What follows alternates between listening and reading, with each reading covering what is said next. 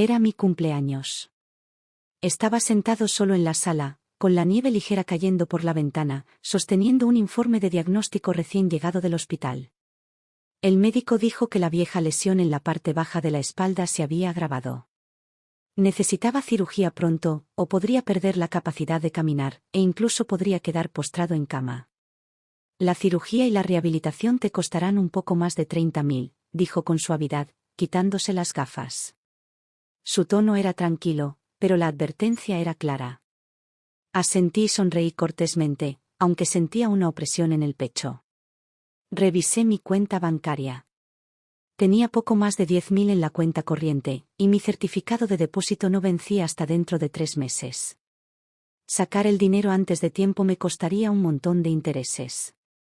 Tras dudarlo un rato, llamé a mi hijo mayor, David. ¿Cirugía?, preguntó David con irritación, como si lo hubiera interrumpido. ¿No siempre te las arreglabas con fisioterapia cuando te molestaba la espalda? A tu edad, ¿de verdad vale la pena?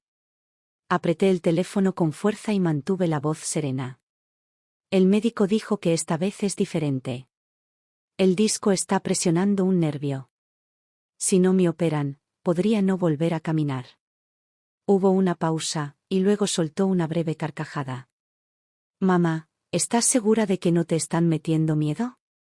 A los hospitales les encanta sacarles el dinero a los ancianos. Mira, aquí estamos muy justos, nos acabamos de mudar. De verdad que no tengo dinero para tirarlo a un pozo sin fondo. No te pido nada. Solo quería pedirte prestados 10.000. Te los devolveré cuando venza el certificado de depósito. Mamá, eso es tirar el dinero. No es que no me importe, es que estoy siendo lógico. De verdad tienes que pensar si vale la pena. ¿No dijiste que tenías ahorros? Si es tan urgente, úsalos. Pero no siempre vengas a nosotros en cuanto algo sale mal. Y dicho esto, colgó. Estaba sentado en la cocina, en una vieja silla de madera. El teléfono se me resbaló de las manos y aterrizó en la mesa con un golpe seco. Vibró una vez y luego se quedó en silencio. En ese instante, me sentí como una de esas lámparas viejas y oxidadas del cuarto de calderas, aún parpadeando, pero apenas, meciéndose con la corriente de aire, a punto de apagarse en cualquier momento. Unos días después, me topé con una foto que David y Melissa habían publicado en Internet.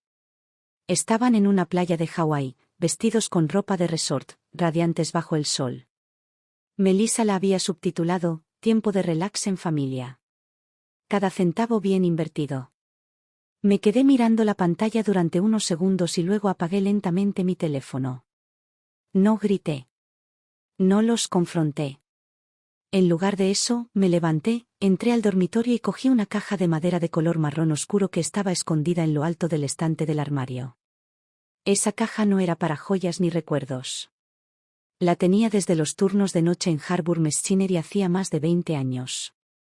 Contenía algo más, algo que había guardado durante todos estos años como mi último recurso. Me senté a la mesa del comedor, la abrí y supe, era hora de actuar. Me llamo Grace Whitman. Trabajé 38 años en la línea de producción de una de las plantas de maquinaria más antiguas de Pittsburgh. Me jubilé el año pasado. Mi esposo falleció cuando nuestros hijos aún eran pequeños. Desde entonces, he sido madre y padre, esforzándome al máximo para criar a mis 2 hijos. David, mi hijo mayor, siempre había sido el niño de oro. Estudiante sobresaliente, responsable y educado. Llegaba a casa del colegio, terminaba sus tareas y luego colaboraba con las tareas del hogar. En la preparatoria, fue el mejor de su clase y obtuvo una beca completa para la Universidad de Pensilvania. Después de graduarse, se convirtió en profesor de matemáticas en una de las mejores escuelas públicas de Pittsburgh y se casó con Melissa, profesora de física de la misma escuela. Solía decir por teléfono todo el tiempo, mamá, no escatimes más. Ahora gano bien. Si necesitas algo, cómpralo. Mi hijo menor, Eric, nunca se dedicó a los estudios. Tenía un don para las manos. Justo después de terminar la preparatoria, empezó como aprendiz en un taller mecánico, pasando los días, y a menudo las noches, arrastrándose bajo los coches y aprendiendo el oficio desde cero. Unos años después, se asoció con un par de amigos del sector y abrió su propio taller mecánico. El negocio iba bien. El día de la inauguración, con los dedos aún manchados de grasa, me agarró la mano y me dijo: «Mamá, no te preocupes. Yo también podré cuidarte». Ahora su negocio se había expandido y había comprado un lugar en la ciudad. Mis antiguos compañeros de la fábrica solían bromear conmigo. «Grace, tus 2 hijos salieron geniales. Debes estar muy orgullosa». Yo siempre sonreía y decía: «Sí, son buenos chicos». Y en esos momentos, mi corazón se llenaba de una cálida calidez. Ese día, como de costumbre, fui al mercado comunitario a comprar pechuga de pollo y verduras. Justo al doblar la esquina, un fuerte estruendo resonó en la calle. Un pequeño camión de reparto de frutas y verduras había volcado. Papas y coles estaban esparcidas por la acera. Un hombre mayor con una gabardina raída se arrodilló junto a los restos, con el pánico reflejado en su rostro. «Dios mío, está por todas partes. ¿Mi esposa está esperando sus medicinas en casa? Señor, déjeme ayudarle». Corrí, enderecé el camión y, junto con algunos transeúntes, comencé a guardar las verduras en las cajas. El hombre me agarró la mano con los ojos húmedos. «Gracias, muchísimas gracias. Me has salvado». Lo ignoré con una sonrisa, pero antes de poder tranquilizarme, una sacudida fuerte me atravesó la parte baja de la espalda, como un rayo eléctrico. La vieja lesión. La que me hice hacía más de 30 años, cuando me torcí un accidente al levantar piezas de motor en la fábrica. Me apoyé en la pared y me deslicé lentamente. La gente que estaba cerca se apresuró a llamar a una ambulancia. Acostado en la camilla de urgencias, luchando por recuperar el aliento, saqué mi teléfono y llamé a David. «David. Estoy en el hospital. Me lastimé la espalda ayudando a un hombre con un camión, el médico dice que podría necesitar cirugía».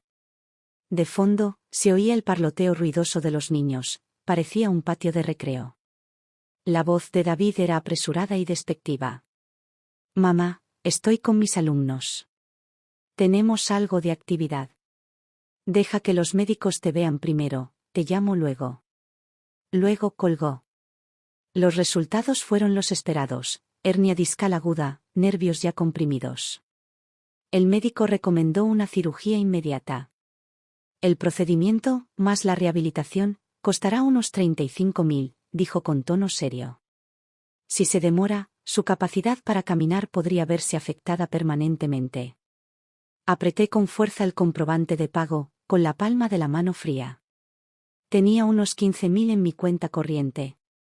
El resto estaba inmovilizado en un certificado de depósito a 3 años que vencía en unos meses. Retirarlo ahora conllevaría una multa considerable. Dudé un buen rato. Luego, a regañadientes, volví a llamar a David. Esta vez, sonó varias veces antes de que finalmente respondiera, con irritación. «Mamá, me estoy preparando para la clase. Date prisa». Bajé la voz. «David, la cirugía va a costar 30.000. No tengo suficiente. ¿Me prestas 10? Te lo devuelvo cuando venza mi certificado de depósito». Hizo una pausa por unos segundos y luego respondió en voz baja: «Mamá, no es que no quiera ayudar, pero ya sabes lo apretada que está la situación ahora mismo. Tengo que pagar los materiales escolares y el campamento de verano de los niños está costando una fortuna. La verdad es que no tengo dinero extra». «¿Estás segura de que el hospital no te está estafando? Hay muchos fraudes últimamente. Tienes que tener cuidado». «David, ¿por qué iba a mentirte? Esto viene directamente del médico». Intenté mantener mi voz calmada y firme, pero había en ella una urgencia sutil e inconfundible. No respondió. En cambio, dejó escapar un suspiro vago y dijo: «Quizás deberías hablar con Eric. Tiene un negocio, sus finanzas probablemente sean más flexibles que las mías. Ahora mismo no puedo ayudarte. Tengo que irme». La línea se cortó antes de poder decir otra palabra. Me quedé mirando la pantalla durante unos segundos, viendo cómo la notificación, llamada finalizada, se desvanecía. Luego respiré profundamente y presioné el número de Eric. Sonó 3 veces antes de que contestara. Se oían las bocinas de los coches y el bullicio de la calle de fondo. Su voz llegó rápida y distraída. «Mamá. Estoy en medio de una reunión de negocios. ¿Qué pasa?» Intenté mantener la voz tranquila. «Eric, algo ha pasado. Mi antigua lesión de espalda se ha agravado. El médico dice que necesito una cirugía pronto. Estoy corto de dinero, ¿podrías prestarme 10.000? Hubo una pausa, 2 segundos, quizá 3, antes de responder. No puedo, dijo sin rodeos. La verdad es que la tienda ha estado pasando apuros últimamente. Préstamos, alquiler, es un rollo. ¿Y no te lastimaste ayudando a alguien? ¿No deberías ser él quien lo pagara? Ahora mismo no tengo tanto dinero. Quizás podrías preguntarle a algún otro familiar. Bajé la voz, con la garganta tensa y áspera. Eric, por favor. Solo por esta vez. Piensa en todo lo que hice para que terminaras la escuela, para ayudarte a abrir esa tienda. Soltó un suspiro cansado. Cuando volvió a hablar, su voz era más suave, pero no más amable. Mamá, tengo mis propios problemas. Tengo que irme, hablamos luego, ¿de acuerdo? La llamada terminó. Mantuve el teléfono pegado a la oreja durante varios segundos más, inmóvil. Solo cuando volvió el tono de ocupado, lo bajé con cuidado sobre la manta. En ese momento, el mundo quedó completamente quieto. Me recliné sobre la cama del hospital y los recuerdos me invadieron, años de turnos de noche en la fábrica, el ruido de las máquinas resonando en mis huesos, la ropa remendada que usé mientras cocinaba la cena para los niños, las gélidas noches de invierno cuando los envolví en edredones y corrí a urgencias con un niño con fiebre en mis brazos. Pensé que había superado la parte difícil de la vida. Que al menos, en este último tramo, no tendría que quedarme despierto preguntándome cómo pagar la cirugía. Pero me equivoqué. No era uno de esos casos de ancianos que viven solos, que se ven en las noticias. Tenía 2 hijos. Tenía una casa. Tenía una pensión. Tenía lo que llaman una familia. Y, sin embargo, en esa estéril habitación de hospital, me di cuenta de que lo más difícil no es estar solo. Es tener una familia y seguir sintiéndome como un náufrago en una isla remota. Esa noche apenas dormí. Poco después de medianoche, la mujer de la cama de al lado se levantó para ir al baño. Su hija la ayudó con delicadeza, susurrándole, «Tómate tu tiempo, mamá». Salieron juntas y la habitación volvió a quedar en silencio. Me quedé allí tumbada, mirando al techo, con los ojos muy abiertos. A la mañana siguiente, para mi sorpresa, apareció David. Trajo una taza de café, llevaba su chaqueta y parecía cansado, no el tipo de cansancio que viene de la preocupación, sino el que viene de la obligación. «Mamá, ¿estás segura de que este hospital es de fiar?» Sus primeras palabras no fueron, «¿Cómo te sientes?», ni «¿Te duele?», eran escepticismo envuelto en preocupación. Ya sabes cómo está el sistema sanitario hoy en día.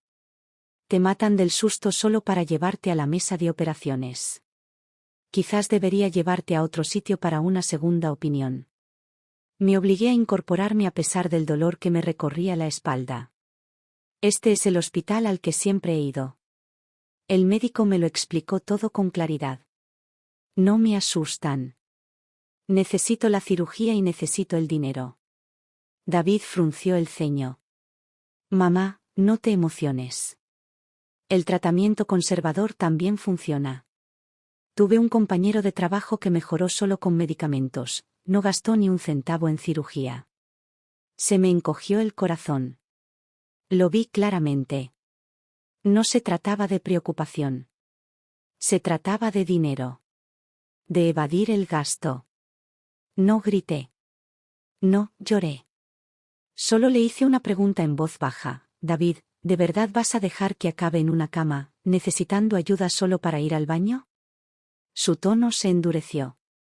Mamá, no digas eso. Tengo mis propias presiones. No puedes verlo solo desde tu perspectiva. Se quedó menos de 20 minutos. Luego dijo que tenía una reunión de personal y se fue. En cuanto a Eric, nunca apareció. Desde ese día, solo me ha enviado unos cuantos mensajes cortos, como ¿cómo te sientes hoy?, pero nada más. Ninguna visita. Ninguna llamada. Solo silencio. Intenté explicarles mi situación, les conté sobre la cirugía, los costos, lo difícil que estaba, pero sus respuestas siempre eran las mismas. Estoy ocupado ahora o simplemente aguanta. A veces, ni siquiera se molestaban en responder. Acostado en mi cama de hospital, observé a la mujer en la cama de al lado mientras su hijo pelaba una manzana para ella. Sus manos se movían con soltura, su voz suave y amable. Toda la escena parecía sacada de un anuncio, cálida, tierna, llena de amor. Y así, algo afilado y pequeño me atravesó el pecho. Giré la cabeza y fingí cerrar los ojos, pero el dolor me llegó a las comisuras de los ojos. No tenía celos de que tuviera un hijo. Tenía celos de que su hijo recordara quién era ella. De que recordara lo que había hecho por él, no solo cuando necesitaba una firma o un poder notarial, sino como madre. Como persona. Pensé en aquel invierno en el que David tuvo un ataque de asma. Corrí descalza a urgencias con él en brazos, tenía tanta prisa que me puse 2 zapatos diferentes. Recordé la vez que Eric se rompió el brazo y pedí prestado dinero para llevarlo a urgencias, y luego trabajé 3 turnos de noche seguidos para compensar. Nunca consideré esos momentos como sacrificios. Simplemente hice lo que hacen las madres.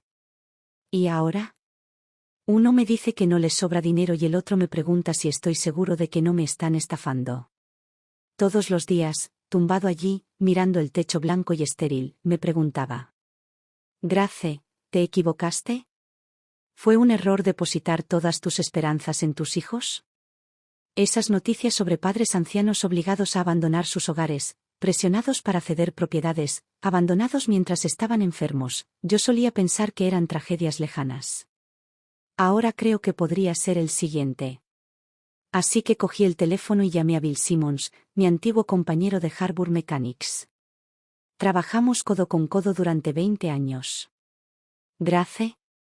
¿Qué pasa? Me dijeron que estás en el hospital, dijo. Se lo conté todo. Hubo un momento de silencio, y luego dijo, no te preocupes por el dinero. Te transferiré 30.000. Me ayudaste muchísimo cuando mi esposa estuvo enferma. Nunca lo olvidé.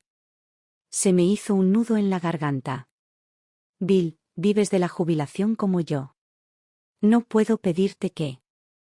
Cállate, ladró, igual que solía gritar desde el otro lado de la tienda. Envíame tu número de cuenta bancaria. Tu salud es lo primero. Al día siguiente, el dinero llegó a mi cuenta. Programé la cirugía. La recuperación transcurrió tranquilamente. David y Eric me enviaban mensajes de texto de vez en cuando. ¿Cómo te sientes hoy? Nunca me preguntaron cuánto me había costado la cirugía ni si necesitaba algo. Ninguno de los dos me visitó. Pero Bill pasaba cada pocos días con fruta fresca. Dijo que su esposa se había aficionado a la repostería e insistió en que probara su última creación. Comencé a ver las cosas con claridad, quienes contaban como familia y quienes ampliamente estaban tomando prestada la etiqueta.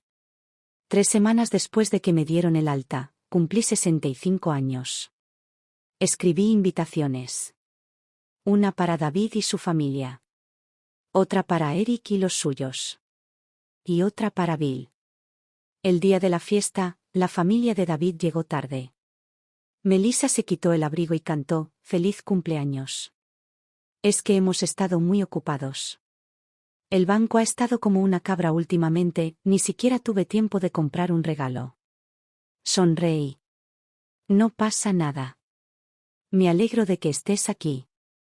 Eric y Jenny habían llegado antes.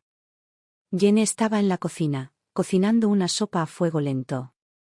Eric picaba verduras y decía, «Mamá, esta noche vamos a preparar una cena de verdad». Incluso aprendí una receta nueva para la ocasión. La cena fue tranquila por un rato. Melissa se quejó de la microgestión de su jefe. David se quejó de que las decisiones sobre la titularidad eran más difíciles que una carrera presidencial.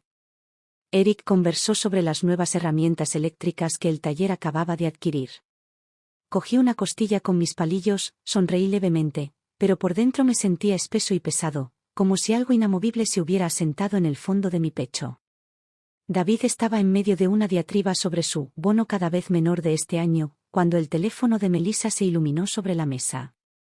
Mis ojos se dirigieron hacia él. La pantalla aún mostraba su pantalla de bloqueo, ella en traje de baño, con su hijo en brazos, de pie en una playa soleada. Palmeras, cielo azul y olas del mar de fondo. Reconocí esa foto instantáneamente. Lo vi el día que regresé a casa del hospital, mientras navegaba por las redes sociales en el sofá. El título decía, un merecido descanso en Hawái. ¿Ese viaje? Fue justo la semana que estuve en el hospital, preocupándome si podría volver a caminar. Dijeron que tenían presiones financieras. Que no les sobraba dinero. Pero de alguna manera lograron tomarse unas vacaciones en Hawái. No los llamé.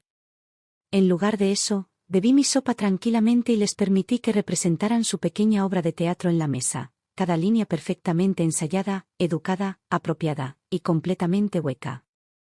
Me levanté de la silla y volví a mi habitación.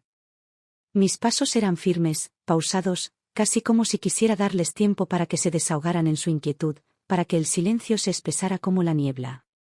Unos minutos después regresé sosteniendo una caja de madera. No era grande, pero a cada paso que daba, parecía que estuviera latiendo. Un explosivo silencioso en el aire, listo para detonar. Me senté y lo coloqué justo en el centro de la mesa. Los ojos de Jenny se iluminaron con curiosidad. Grace, ¿qué es esto? Eric levantó la vista y se rió entre dientes. ¿No me digas que esa es la reliquia familiar? Melissa dejó el teléfono. David hizo una pausa a mitad de la frase. Pasé la mano suavemente por la tapa, con voz tranquila y pausada. Esta caja, la tengo desde hace 20 años. Y hoy, en mi cumpleaños, creo que es hora de abrirla. Jenny se inclinó, visiblemente intrigada. ¿Es algo especial? David sonrió. ¿Qué escondes ahí, mamá? ¿No me digas que has estado guardando el dinero de tu pensión a escondidas?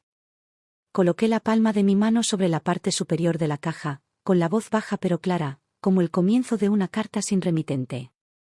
Esta caja ha estado conmigo durante 2 décadas.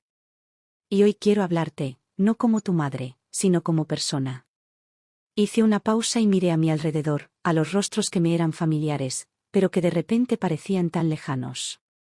Todos estos años, los crié sola.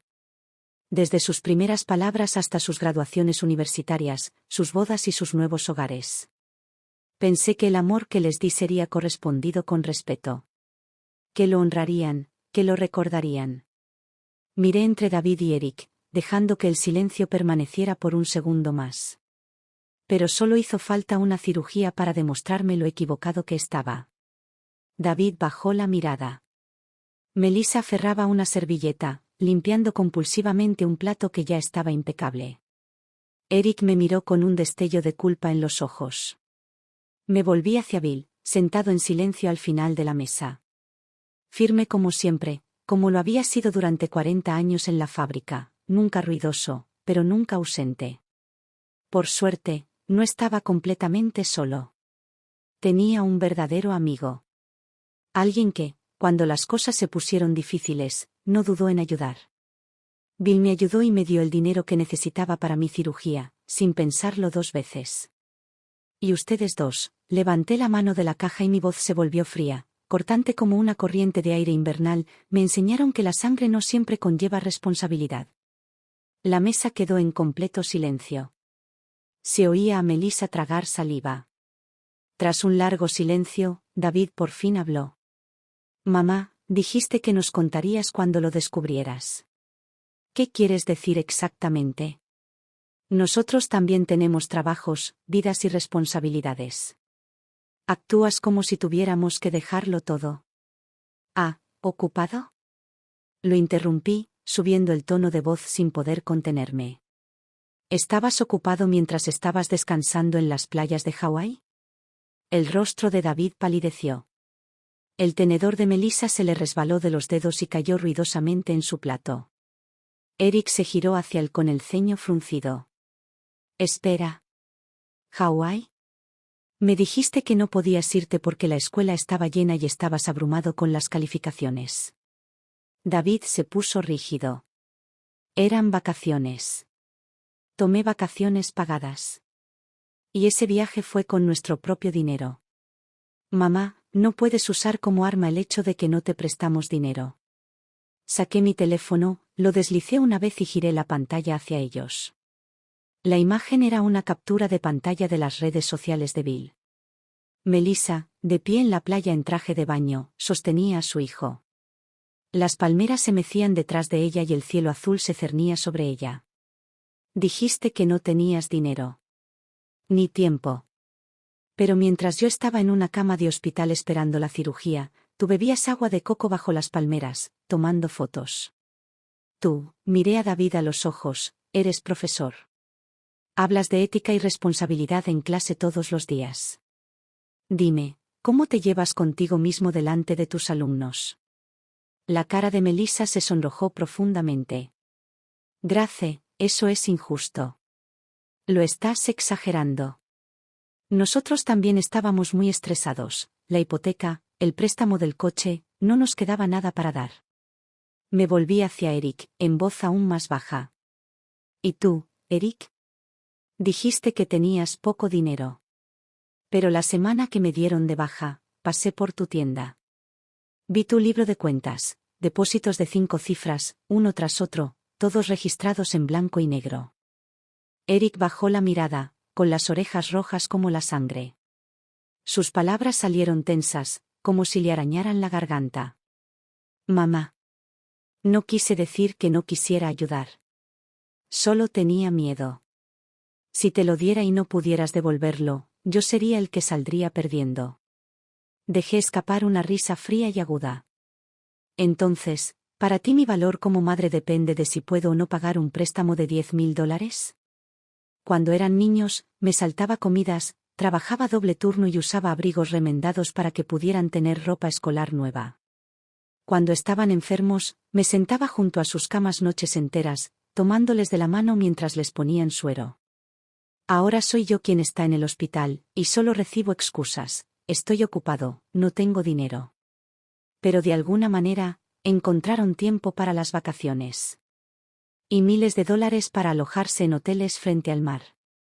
Hice un gesto hacia Bill, que estaba sentado tranquilamente a un lado. No es de la familia. Pero no dudó en enviarme el costo total de la cirugía. Vino al hospital. Trajo fruta. Apareció. ¿Ustedes dos? Solo recibí mensajes de vez en cuando. ¿Cómo te sientes hoy? Como si estuvieras mirando el clima. Bill se rascó la nuca, incómodo. Grace, no necesitas entrar en detalles. No, sí. Me levanté de golpe. La silla chirrió con fuerza contra el suelo de madera. Dices que me amas, pero no me lo has demostrado ni un ápice, ni siquiera lo mínimo. No te invité hoy para regalos de cumpleaños ni para escuchar lo duro que ha sido el trabajo. Te pedí que vinieras para ver esto. Abrí la caja. Dentro, 2 fajos ordenados de billetes y una libreta antigua reposaban tranquilamente, el dinero como un peso que había estado presionando mi pecho durante semanas, finalmente expuesto, finalmente liberado. Y debajo del dinero, una hoja de papel ligeramente amarillenta. La letra era firme y clara. Yo, Grace Whitman, declaro la siguiente distribución de mis bienes. La mitad se donará al señor Bill Simmons, en agradecimiento. La otra mitad se reservará para mi propio cuidado y gastos de manutención. No se reconocerán otras reclamaciones familiares. El silencio cayó sobre la habitación. Melissa fue la primera en estallar, con voz chillona. Grace. ¿En serio le estás dando tu casa y tus ahorros a alguien más? La miré con la calma de quien ya no tiene nada que temer. Era como un extra inesperado que irrumpe en el lugar equivocado. Estoy pagando una deuda. Bill me ayudó cuando no tenía nada. Sin preguntas, sin condiciones, solo ayuda. ¿Y tú? Me mostraste exactamente cuán profunda es mi soledad. Eric se puso de pie de golpe, con los ojos enrojecidos. Mamá, me equivoqué. El día que llamaste, yo tenía el dinero. Solo tenía miedo, ¿vale? Fui un estúpido. Y cuando quise arreglarlo, no supe cómo. No pude mirarte a la cara. Rebuscó en su cartera y sacó un cheque. Toma. 10.000. Por favor. Tómalo. Negué con la cabeza y le devolví el cheque con cuidado, con una sonrisa triste dibujando en mis labios. ¿Ahora? ¿Ahora quieres arreglarlo? ¿Crees que se trata de dinero? Mi voz no era fuerte, pero los golpeó como un martillo, limpia, directa, ineludible. Toda mi vida, ahorré y escatimé para que tuvieras más. Te di mi tiempo, mi energía, mi salud. Me quedé hasta tarde en la fila, omití visitas al médico, acaparé cada centavo, solo para construir algo para ti. Pero cuando necesité ayuda, dijiste que estabas ocupada, que no tenías dinero. Pensaste que me estaban estafando. Ni siquiera pudiste confiar en mí. El rostro de David se sonrojó. Apretó los puños con tanta fuerza que los nudillos se le pusieron blancos. Mamá, ¿cómo puedes ser tan cruel? Somos tus hijos. Levanté la vista. No había ira en mi voz, solo un cansancio silencioso que se había instalado en lo más profundo de mí. ¿Hijos? Dije en voz baja. ¿Saben quién me acompañó mientras estuve hospitalizada más de 2 semanas? ¿Quién me preguntó si tenía dolor? Su preocupación nunca pasó de sus teléfonos. Mientras tanto, Bill, que ni siquiera es familia, venía todas las semanas. Traía fruta cortada. Se sentaba conmigo. La sala se sumió en un silencio tan denso que era casi físico. David miraba al suelo, completamente mudo. Eric se quedó paralizado, como si le hubiera dado una bofetada delante de una multitud. Cerré con cuidado la caja de madera y la atraí hacia mis brazos. Mi voz, firme y definitiva, rompió el silencio. Le pagaré a Bill hasta el último centavo que le debo. En cuanto a la casa y mis ahorros, el acuerdo es legalmente vinculante, lo he firmado y certificado ante notario. No tienes nada que impugnar. Me levanté, apoyé mi mano brevemente en el respaldo de la silla y me giré hacia la puerta. Mamá, espera, ¿a dónde vas? Eric corrió a mi lado, el pánico se reflejaba en su voz. No miré atrás. Me voy a mudar a la comunidad de jubilados Riverbend con Bill. Ya lo hemos arreglado todo. Es un lugar tranquilo y apacible. Hay cocina, jardín y también viven allí algunos viejos amigos. Lo mejor de todo es que nadie me trata como si fuera una carga. Ya no tendrás que preocuparte por cuidarme. No tendrás que contestar mis llamadas. Ni siquiera tendrás que acordarte de mi cumpleaños. Llegué a la puerta principal y la abrí. La cálida luz del sol se derramaba sobre mis hombros, suave y dorada. Detrás de mí, oí a Melissa empezar a llorar, sollozos ahogados y apagados. Entonces David gritó, «Mamá», con la voz quebrada por algo que finalmente parecía arrepentimiento. Pero no me detuve. No me giré. En ese momento, por primera vez en años, vi las cosas con claridad. La verdadera felicidad no está en mendigar amor. Está en saber que, cuando te enamores, alguien te tenderá la mano, no por obligación, sino porque le importas. La verdadera familia no se trata de sangre.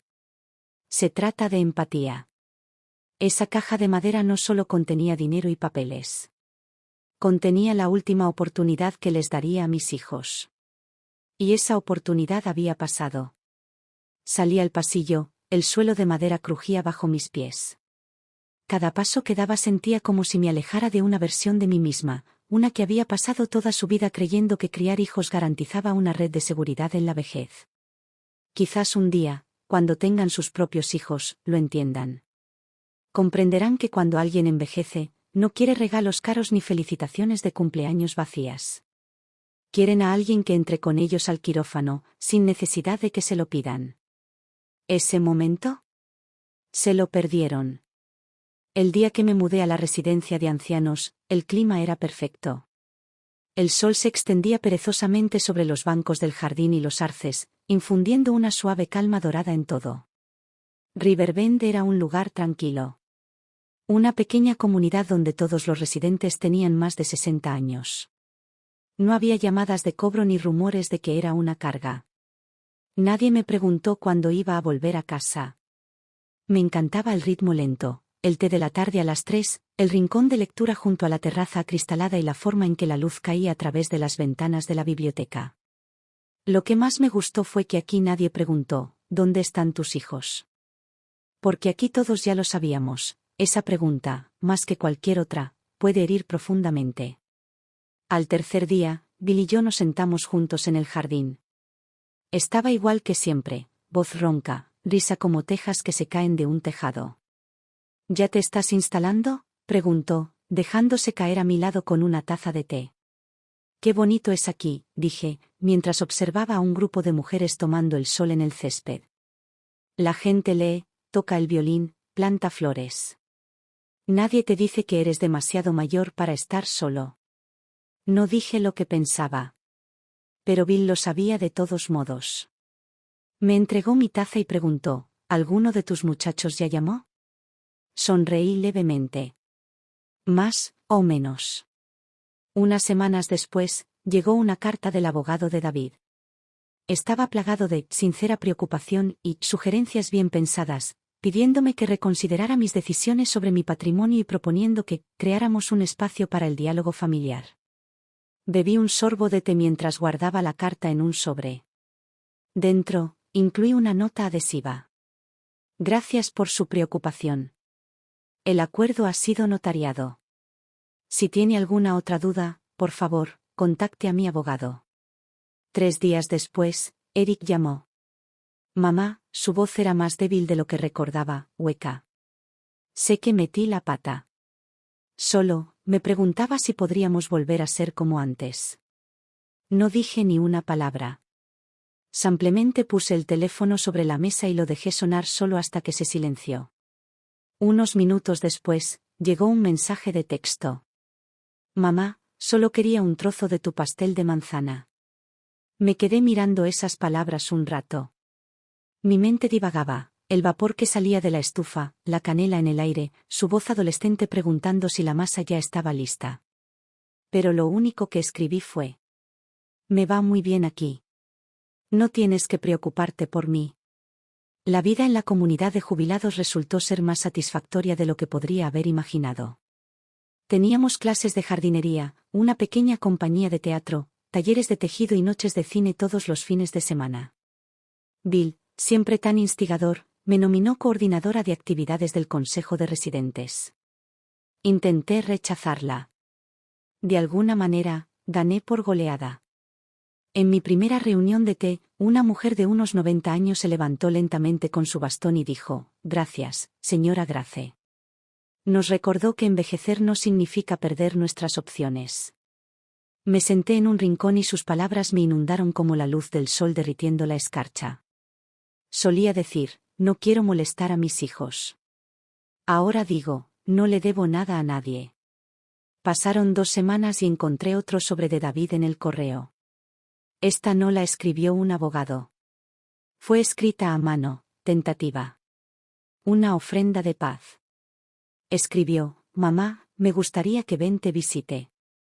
Ha estado preguntando por ti. Ben, mi único nieto. Un niño tranquilo y brillante que una vez se aferró más a mí que a sus padres.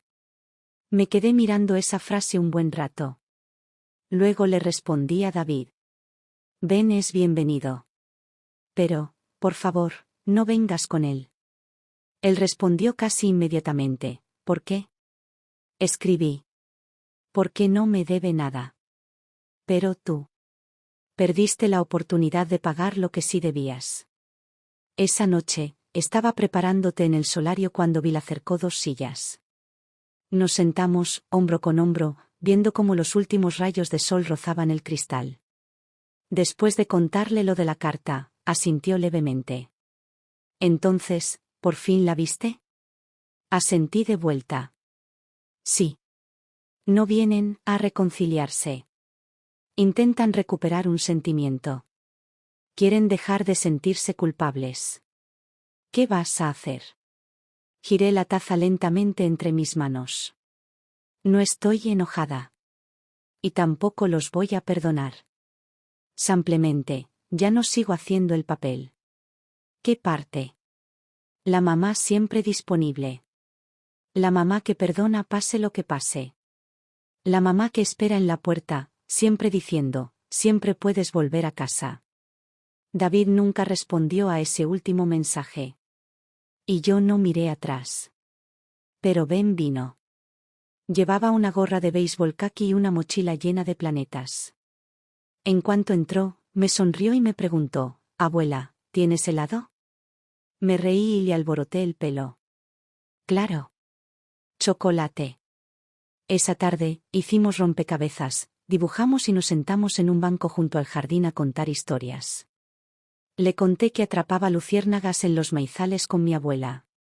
Me escuchó con los ojos muy abiertos, sin pedir permiso para irse ni una sola vez, ni siquiera cuando el sol empezó a ocultarse tras los árboles. Le dije que se llevara su dibujo a casa. Levantó la vista y preguntó: ¿Puedo volver a visitarte otra vez? Sonreí. Puedes venir cuando quieras. Unas semanas después de la visita de Ben, comenzaron a correr rumores sobre David. Su contrato en la escuela había sido rescindido, alguna vez estuvo en condiciones de convertirse en subdirector, pero después de una acalorada discusión con un grupo de padres y una caída en picada de su reputación, todo se desmoronó.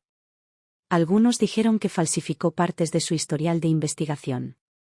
Otros dijeron que simplemente era arrogante y que se había ganado demasiados enemigos. Cualquiera que sea la razón, ya no era la estrella en ascenso en el camino hacia la titularidad. A Melissa no le fue mucho mejor. Su departamento en el banco sufrió despidos y la incluyeron en la segunda ronda. Un día, me topé con un anuncio patrocinado suyo en redes sociales. Vendía cursos de finanzas personales para mujeres y predicaba la independencia financiera desde la cocina, con una pizarra pegada torpemente al refrigerador detrás de ella. Me quedé mirando esa foto un buen rato. Y por primera vez en mucho tiempo, casi me reí. En cuanto a Eric, sabía desde hacía tiempo que su taller mecánico había quebrado. Intentó dedicarse al alquiler de autocaravanas, pero con un historial crediticio bajo, no pudo conseguir un préstamo. Finalmente, terminó trabajando para una cadena nacional de talleres, se mudó a otra ciudad y cambió de número. Lo que no cambió fue su hábito, desaparecer cuando las cosas se ponían difíciles y resurgir solo cuando había algo que ganar. Cada uno de ellos, a su manera, intentó volver a alcanzarme cuando la vida empezó a caer sobre ellos. Lo recuerdo claramente, una noche, pasadas las 10, recibí una llamada de David. Mamá, su voz sonó quebradiza. Sé que es tarde, pero las cosas están difíciles por aquí. Hizo una pausa. Entonces vino el lanzamiento. ¿Podrías prestarme 2.000? Solo para que nos ayude un poco. Para Ben. Lo escuché terminar y luego pregunté, ¿de verdad es por Ben? ¿O solo estás usando su nombre para amortiguar tu caída? Él no respondió. Sabes, dije con calma, tengo los 2.000. Ese no es el problema. Pero ya no quiero gastar dinero para ayudarte a esquivar las consecuencias de tus decisiones. Y luego colgué. Ese invierno, organicé una recaudación de fondos navideña en toda la comunidad para recaudar dinero para personas mayores con necesidades médicas. Bill ayudó a montar las carpas. Las señoras del solario hornearon más de 50 tartas de manzana. Otros donaron tarjetas hechas a mano, pastillas de jabón y bufandas tejidas. Llenamos una fila entera de mesas. El director incluso invitó a un periódico local a cubrirlo. En su artículo, alguien me describió como un pino en invierno, firme, incluso con el viento. No creía merecerlo. No intentaba ser fuerte. Simplemente, por fin estaba en paz. Esa noche, me senté en el balcón bajo un cielo nocturno nítido. Las estrellas se extendían sobre mí. Bill me dio una taza de sidra de manzana caliente con una pizca de canela. Él preguntó, ¿todavía los extrañas? Lo pensé. Extraño quienes pensé que eran. No dijo ni una palabra. Simplemente levantó su taza con cuidado y la golpeó contra la mía. A la mujer que finalmente dejó ir la fantasía, dijo. Choqué su copa suavemente. Salud. En la segunda mitad de mi vida, finalmente dejé de esperar que alguien regresara. Porque ya no estaba allí parado. Soy David. Me quedé en la puerta de la residencia de ancianos con la carta aún en la mano, de vuelta, sin abrir, sin una sola arruga en el sobre. Ni siquiera la palabra mamá, escrita con mi propia letra en el anverso, había sido tocada. Era el tercero que enviaba. Ella no había respondido a ninguna. Me dije que había hecho las paces con que el mundo ya no me rodeara. Pero al sostener esa carta, aún sellada, en el mismo estado en que la había enviado, sentí como si algo dentro de mí se abriera levemente. Ella realmente no iba a regresar. Pensé en su cumpleaños, ese día que todos nos sentamos a la mesa. Sostenía aquella caja de madera como si pesara más que papel y dinero. Su rostro, sereno pero desconocido, no se parecía en nada a la mujer que creía conocer. Supuse que simplemente era vieja. Frágil. Sintiendo nostalgia. Tal vez quería reflexionar un poco sobre el pasado. Pero en lugar de eso, ella retiró el telón sobre algo que ninguno de nosotros se atrevió a tocar, la responsabilidad.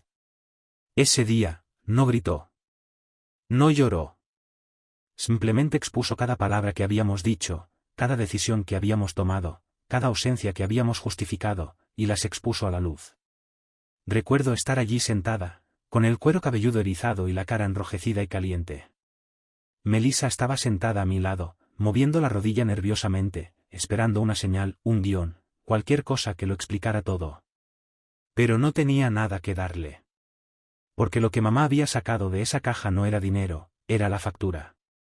La última factura de una vida dedicada a recoger lo que dejamos tirado, a arreglar las cosas, a mantenerlas juntas, sin preguntarle nunca cuánto le costó. Solía imaginar que un día se derrumbaría. Gritaría. Tiraría un plato. Azotaría una puerta. Pero no lo hizo. Simplemente dijo, le pagaré a Bill. El acuerdo está firmado. De ahora en adelante, no seré una carga para ti. Y luego se dio la vuelta y se fue. Sin mirar atrás ni una sola vez. Esa noche bebí demasiado. Melissa siguió insistiendo en que yo la había dejado humillar y en que su madre era igual de dramática. Pero no discutí. Porque la verdad era que sabía que no era ella. Era yo. No era que no quisiera a mi madre. Es que daba por sentado su presencia. Recordé los guantes que ella cosía a mano para mí cuando era niña, las noches en que se quedaba despierta atendiendo mi fiebre, esos recuerdos todavía estaban allí, claros como el día. Lo que nunca había considerado era que ella pudiera envejecer. Que ella podría lastimar. Que ella pudiera perder la esperanza. Me di cuenta de eso por primera vez el día que volví a ver la foto de Melissa en Hawái. Estaba sonriendo de oreja a oreja en la playa, con el pelo alborotado por el viento, y Ben a su lado. La marca de tiempo era de la misma semana en que mamá estaba acostada en una cama de hospital, esperando dinero para la cirugía. Fue entonces cuando me di cuenta de lo cobarde que había sido. Recordé la segunda llamada que hizo, la tenue esperanza en su voz. Como intentaba no parecer desesperada, con qué cuidado escogía sus palabras. ¿Y qué dije? Dije, ¿estás seguro de que no te están estafando? Luego colgué y reservé billetes de avión a Hawái. Me dije que ya era hora de tomarme unas vacaciones. Que Ben necesitaba el mar. Que Melissa y yo necesitábamos espacio. Pero en esa playa, con mi cámara enfocando a Ben chapoteando en las olas, recibí un mensaje de Eric, se operó. Bill la pagó. Me quedé congelado. Esa noche, me paré en el balcón del hotel y fumé un cigarrillo. El primero en 10 años. No porque estuviera ansioso, sino porque estaba avergonzado. La verdadera vergüenza no proviene de ser malinterpretado. Proviene de ser visto con claridad y saber que no pasaste la prueba. Fui a la comunidad de jubilados una vez, poco después. Solo para echar un vistazo. Desde el borde del césped, la vi con otras mujeres plantando rosas. Se movía despacio, con cuidado, con el sombrero ladeado sobre la frente. Su rostro parecía sereno. Firme. Bill estaba cerca con una regadera, los dos se movían en un ritmo tranquilo como un equipo establecido desde hacía mucho tiempo. No me acerqué más. Pero sé que ella me vio. Ella no saludó. No giró la cabeza. Ella simplemente se quitó los guantes y continuó cavando. Y en ese momento, lo entendí. Ella ya no estaba enojada. Ella simplemente ya no me necesitaba. Desde entonces, la vida ha sido bastante dura. La escuela contrató a un nuevo equipo directivo. El nuevo jefe de departamento no tuvo paciencia con lo que él llamaba mis estándares de la vieja escuela. Mi ascenso fracasó. Mi expediente de evaluación fue rechazado 3 veces. Tras los despidos en el banco, Melissa cayó en una mala racha incluso peor que la mía. Intentó ofrecer clases de finanzas en línea, pero casi nadie se apuntaba. Al final, tuvimos que sacar a Ben de sus clases de piano. Y honestamente, no puedo culpar a nadie. Era solo yo, viviendo la conmoción de todas las decisiones que había tomado o no había tomado. Y luego comencé a soñar con mamá. Mientras dormía, volvía a ser pequeño, enfermo y asustado, aferrado a su espalda mientras nos llevaba a toda prisa, en la fría noche, a urgencias. Con una mano me sostenía, con la otra agarraba un par de zapatos. Su voz, firme y suave. No tengas miedo, cariño. Mamá está aquí. Me despertaba con la almohada empapada y un peso en el pecho que no podía quitarme. Así que le escribí una carta. El primero no lo abrió. El segundo, lo hice más largo. Lo anoté todo. La primera vez que evadí su llamada con un «estoy ocupado». La vez que le pasé la pelota a otro con un «esa no es mi decisión». Cada momento había elegido el camino más fácil en lugar del correcto. Este tampoco lo abrió. La tercera carta, la doblé en una copia de mi libro favorito de psicología educativa.